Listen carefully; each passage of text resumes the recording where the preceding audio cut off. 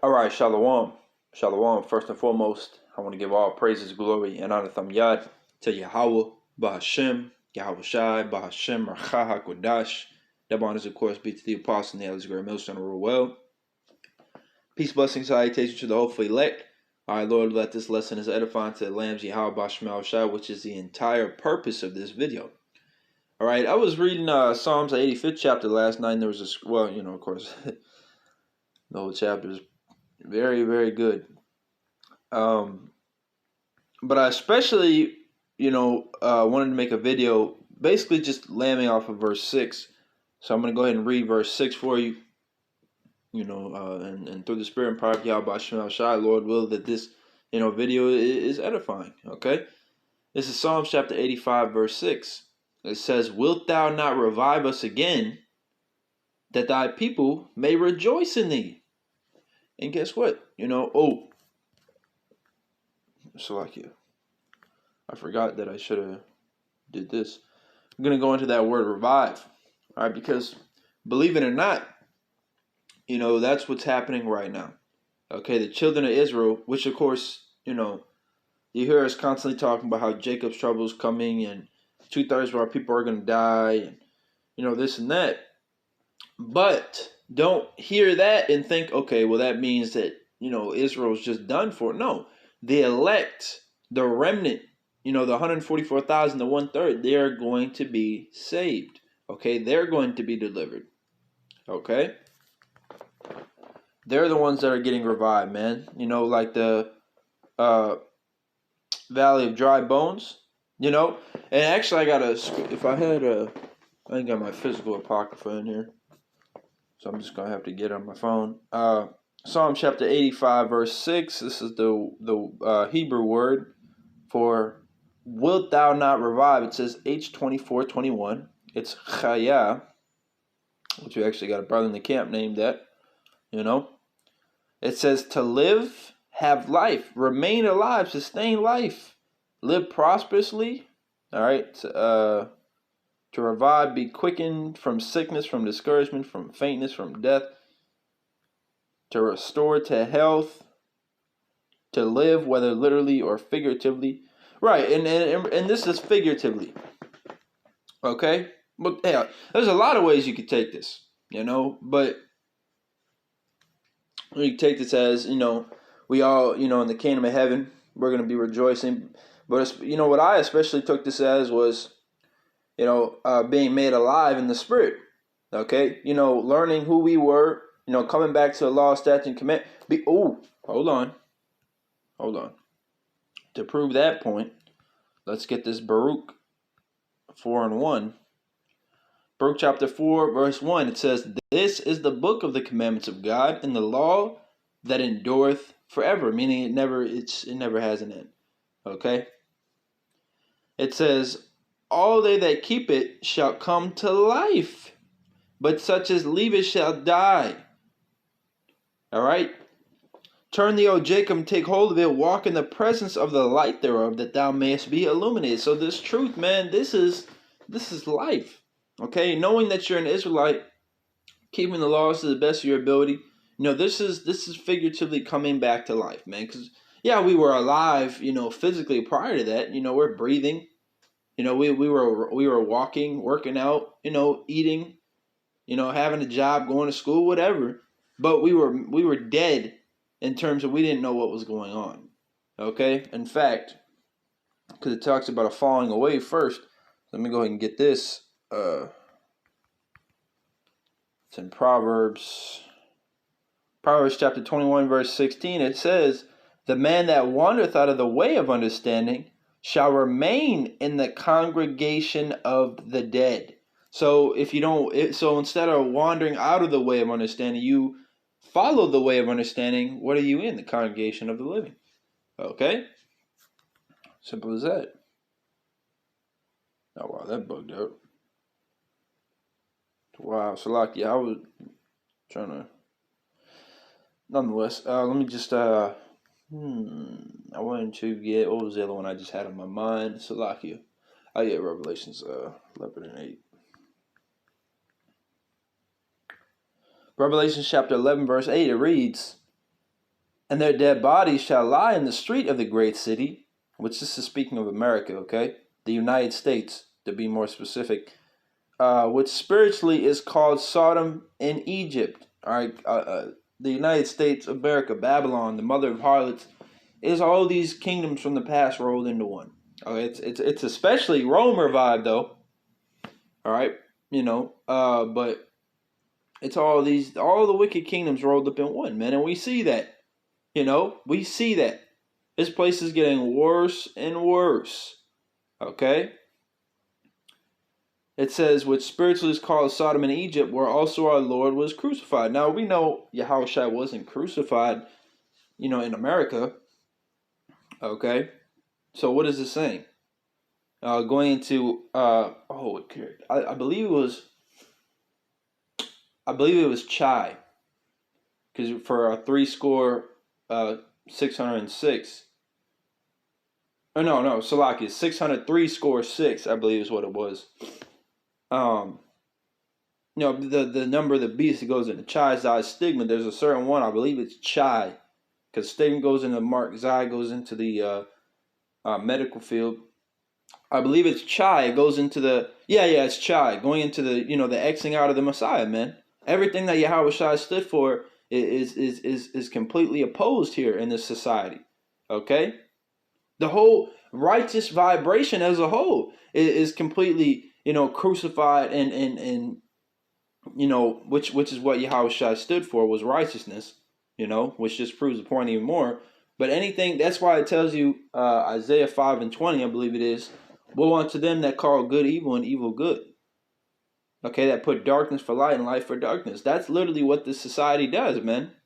It's not nature, so-called, the clouds, animals, the stars. They don't put evil for good and good for evil. Who does that? The inhabitants of the earth. All right, starting with the wicked, who push out this wicked vibration. All right, starting with the elites, which is essentially the left-hand side elect, and that is just like how you want to be the elect. You want to be on the right-hand side. You don't want to be on the left-hand side. Okay, you don't. That's the worst thing you can be. Because right now they're fat, but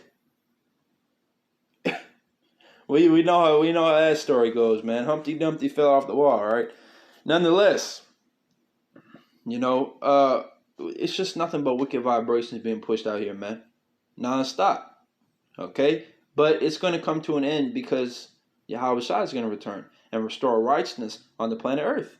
Okay, everything is about to get revived, man. But going back to the Psalms 85:6.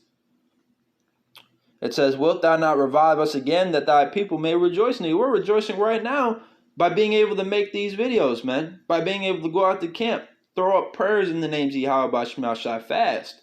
Okay, hang out with brothers, fellowship, So these different things, it is the reason we're able to do these things is because the Lord is reviving us. Okay?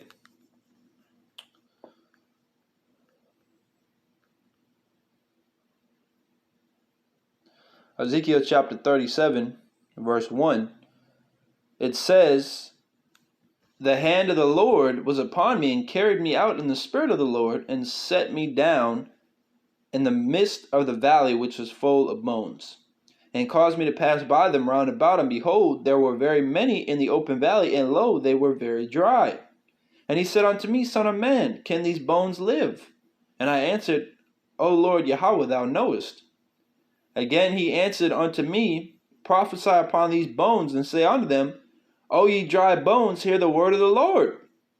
And just like Ezekiel did, in this situation that's given in Ezekiel the 37th chapter, that's metaphorically, spiritually what we're doing. Okay, every time we go out, every time we put up these videos, we're prophesying onto these dry bones. Okay, which the nation Israel coming back to their heritage, starting with the elect. Okay, because right now we know only the elect are gonna receive that skin and clothing. Okay, but that's happening right now. The truth is getting pushed that the four corners of the earth talks about that in Matthew 24. How the gospel will be preached in all kingdoms, roughly paraphrasing, then the end is going to come. That's because Israel is scattered all over. The elect are all over, primarily in America, Babylon, but all over. Okay? Which just, I just wanted to say something through the Spirit. Just like how there's certain words we can't say right now, I wouldn't be surprised this devil throws Babylon in there too. Because of how much we'd be saying that. It wouldn't surprise me, man. He's really about to start cracking down, so you gotta get it while it's good. Which the word is always good, but I'm saying, like, you gotta get the food while it's on the table, man. Otherwise you're gonna remain, dead. Until that death by pain, and then that's when you're gonna understand on that full extent, man, in the kingdom of heaven. Okay? After you perish by those missiles, and that's not how you want to go, man. Okay? It says, "Thus saith the Lord God unto these bones, Behold, I will cause breath to enter into you, and ye shall live. And I will lay sinews upon you, and will bring up flesh upon you, and cover you with skin, and put breath in you, and ye shall live, and ye shall know that I am the Lord." And that's what's happening right now. Okay?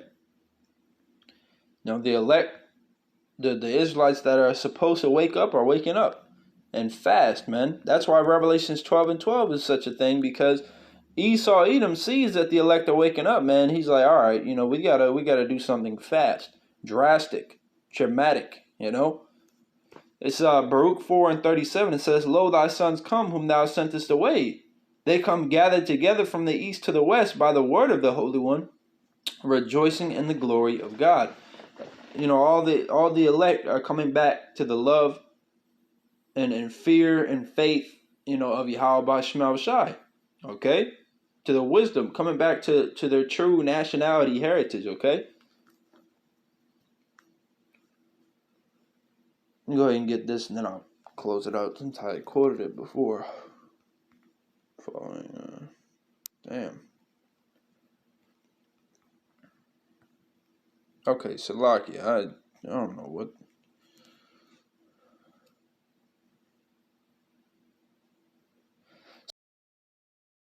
"Let no man deceive you by any means, for that day shall not come, except there come a falling away first, and that man of sin be revealed, the son of perdition." Okay? And we fell away. Now we're coming back, like it said. Okay? We're returning unto Yahweh Shema Shai through this word, through this truth, that's being pushed, that the Lord is pushing this truth out across the four corners, starting with, using the apostles and elders on down. As vessels to push this word, using all of us as vessels to push this word, okay? It says, "And that man of sin be revealed," which we know is Esau Edom, and he's getting exposed on a whole new level, okay?